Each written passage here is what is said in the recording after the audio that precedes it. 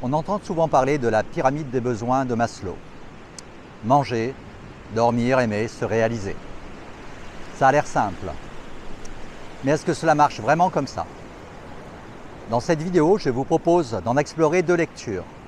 La version classique, qu'on trouve dans les manuels, et une version plus nuancée, plus réaliste, pour qui veut vraiment évoluer ou comprendre. C'est aussi pour moi l'occasion de me livrer à une approche critique du réductionnisme scientifique. Je veux poser Maslow comme point de départ, puis m'en servir comme prétexte à une réflexion beaucoup plus large sur la complexité du réel et la dérive des modèles. Je développe tout ça dans un instant. Bienvenue sur ma chaîne, je suis le vieux. Commençons par la version classique, la pyramide, telle qu'on la trouve dans les manuels. Maslow a représenté 5 besoins fondamentaux, disposés en niveaux hiérarchiques. Je vous présente tout d'abord brièvement les 5 niveaux. À la base se trouvent les besoins physiologiques, manger, boire, dormir, respirer. Il s'agit ici de la survie physique avant tout. Exemple, une personne sans abri ne pense pas à ses projets d'avenir lointain. C'est le quotidien qui la monopolise. Sa seule priorité, trouver un abri pour la nuit et de quoi se nourrir. Tout le reste est suspendu. Au second niveau se trouvent les besoins de sécurité, c'est-à-dire de stabilité et de protection au quotidien, pour vivre sans la peur du lendemain. Avoir un toit, des rentrées d'argent régulières, se sentir en sécurité physique et émotionnelle. Exemple, un jeune couple cherche à signer un CDI et épargne pour acheter un appartement. Le besoin de construire un cadre stable précède les envies d'aventure ou de dépassement de soi. Puis, nous avons les besoins d'appartenance, se sentir aimé, intégré socialement et faire partie d'un tout, faire partie d'un groupe, se sentir accepté tel qu'on est. Exemple, un étudiant fraîchement arrivé dans une ville s'inscrit à un club de sport ou de théâtre pour se faire des amis, se sentir moins seul et créer des liens. Ensuite, plus haut dans la pyramide, figure l'estime de soi. Être reconnu, respecté et valorisé, se sentir compétent, avoir confiance en ses capacités.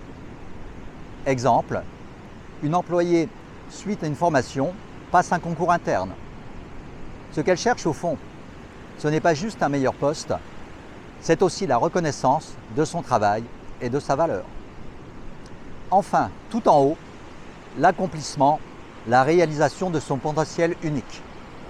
Devenir soi-même, explorer ses talents, chercher un sens profond à sa vie. Exemple, un retraité se met à composer de la musique ou à écrire un roman. Il ne cherche ni argent ni reconnaissance. Il répond simplement à une aspiration profonde qui l'habite depuis longtemps. L'idée principale du fonctionnement de cette pyramide, c'est que tant qu'un étage n'est pas rempli, c'est-à-dire le besoin correspondant à un étage n'est pas satisfait, on ne passe pas au suivant. Mais voilà, la réalité, elle, n'est pas si simple. Elle ne suit pas toujours les jolis schémas à étages. Les scientifiques ont une forte tendance à mettre le réel en boîte. Et c'est bien normal. Ils expérimentent d'après des hypothèses, puis les valident, et enfin en dégagent des modèles explicatifs du monde physique et du vivant. Modèles forcément simplificateurs, puisque censés s'appliquer à tout, alors même que, depuis les présocratiques, la science s'émiette en champs disciplinaires de plus en plus restreints et spécialisés. Le scientisme et le matérialisme ont encore aggravé cette tendance à la division et à la modélisation. On peut citer en illustration de cette propension le modèle de l'automate humain, un concept qui a évolué à travers l'histoire, en particulier avec les réflexions de philosophes et de scientifiques comme René Descartes. Il a comparé le corps humain à une horloge et a proposé que notre organisme puisse être compris comme une machine mécanique dont les mouvements et les fonctions seraient expliqués par des lois physiques. Cette idée a été développée plus tard par d'autres penseurs, notamment dans le contexte de la science et de la technologie, où l'automate est vu comme un modèle pour comprendre le fonctionnement du vivant. Léonard de Vinci a construit en 1515 un automate en forme de lion pour amuser le roi François Ier. Gio Battista Aleotti et Salomon de Cos, eux, ont construit des oiseaux artificiels et chantants, des flûtistes mécaniques, des nymphes, des dragons et des satyres animés pour égayer des fêtes aristocratiques. René Descartes aurait conçu en 1649 un automate qu'il appelait « Ma fille Francine ». Il mène par ailleurs une réflexion d'un étonnant modernisme sur la différence entre la nature des automates et celle des êtres vivants.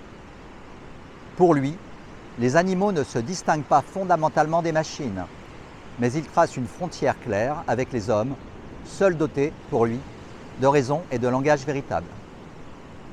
Ces analyses en font paradoxalement le précurseur d'un des grands thèmes de la science-fiction moderne. Non pas la distinction, mais l'indistinction entre le vivant et l'artificiel. Cette idée que les robots, ou les intelligences artificielles, pourraient un jour imiter si parfaitement les humains qu'on ne saurait plus les différencier. Dans le domaine de la physique, nous avons tous en tête la représentation de l'atome de Bohr, avec un noyau central solide, les protons et les neutrons, et des petites particules, les électrons, gravitant sagement autour selon des orbites définies. Ce modèle est calqué sur celui du système solaire et s'inscrit dans la physique de Newton. Mais il ne correspond absolument pas au réel, tel qu'il est décrit depuis plus de 100 ans par la physique quantique. Les philosophes non plus ne sont pas en reste quant à cette propension à simplifier la complexité du monde en général et de l'humain en particulier. La notion de tabula rasa, table rase, désigne un modèle philosophique et psychologique selon lequel l'esprit humain est initialement vide, comme une tablette vierge, et se remplit progressivement par l'expérience et l'éducation. Ce concept a été utilisé par plusieurs penseurs, notamment Platon, Aristote, Francis Bacon, Descartes, et plus récemment, dans le domaine de la psychologie, par des théoriciens comme Freud et Jung, bien que leurs interprétations diffèrent. Cette idée a eu des implications modernes effrayantes, avec la volonté de construire un homme nouveau, que ce soit le citoyen de l'après 1789, le bolchevique de 1917, le national-socialiste de 1933, ou encore avec le courant transhumaniste de nos jours. On peut également citer le modèle comportemental entrée-sortie.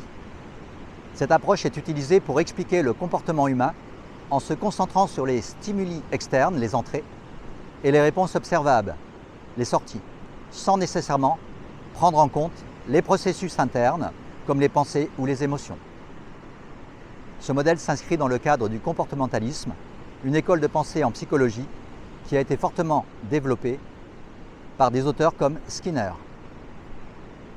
Dans ce modèle, le comportement est vu comme une réaction directe à des stimuli présents dans l'environnement. Par exemple, un stimulus, comme une question ou une situation, provoque une réponse, comme une parole ou une action. Ce paradigme a été critiqué pour son simplisme, car il ne prend pas en compte les comportements spontanés ou volontaires qui ne sont pas directement déclenchés par un stimulus externe. Cependant, ce modèle a évolué pour intégrer des éléments plus complexes, comme le comportement opérant de Skinner, dans lequel les conséquences d'une action, renforcement ou punition, influencent la probabilité qu'elle se reproduise. Ce modèle SRC, stimulus, réponse, conséquence, prétend expliquer des comportements plus élaborés et appris. En dépit de ses limites, le modèle entrée-sortie reste influent dans plusieurs domaines, notamment en psychologie expérimentale, en éthologie et même dans des applications technologiques comme la robotique, où les comportements sont modélisés comme des réponses à des entrées sensorielles. Les thérapies cognitivo-comportementales en sont également issues. Le postulat de base des TCC est qu'un comportement inadapté, par exemple une phobie, n'est que la résultante d'apprentissage lié à des expériences antérieures survenues dans des conditions similaires, puis maintenues par les contingences de l'environnement.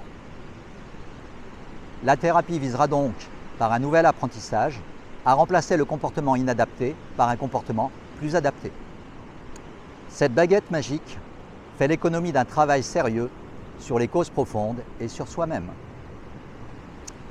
En réalité, le plus souvent, le monde et la vie ne suivent pas une progression linéaire. Et pour en revenir à notre pyramide, parfois, quelqu'un qui a peu mangé ou dormi peut se transcender dans l'art, la foi ou l'action. Quelques exemples: l'artiste pauvre qui se sublime dans la création malgré tout, le sportif déjà en danger qui dépasse quand même ses limites, la mère de famille qui fait passer l'intérêt de ses enfants avant le sien, ou, plus prosaïquement, le vieux youtubeur qui fait une vidéo malgré son calcul rénal. Plutôt qu'une pyramide à la hiérarchie rigide, on pourrait imaginer une version en spirale, avec un va-et-vient dynamique entre les différents niveaux. On revient régulièrement aux besoins de base, dormir, s'alimenter, être en sécurité, mais on peut quand même viser plus haut par moment et redescendre sans que cela soit un échec. C'est ce mouvement-là qui fait qu'on reste vivant et humain. Autre question essentielle: est-ce que tous les besoins sont authentiques, ou est-ce que certains sont artificiels et implémentés en nous de l'extérieur? Quelques exemples: le téléphone portable pour combler le besoin de lien social, les réseaux sociaux pour assouvir notre besoin de reconnaissance sociale. Le besoin légitime de sécurité, lui, peut glisser vers la surveillance, la norme, l'enfermement, quand, sous prétexte de protéger, on finit par surcontrôler. Le citoyen inquiet qui abandonne sa liberté sous prétexte de sécurité finit souvent par perdre les deux. Le désir de se réaliser, lui, peut être récupéré par une logique de performance. Produire, réussir, cocher des objectifs. Dans une société qui valorise la réussite, l'efficacité, l'image, même le besoin d'accomplissement finit parfois par ressembler à une course à la productivité. Ce qui devrait être un chemin intérieur devient alors une exigence extérieure. Se dépasser, prouver sa valeur, rester utile.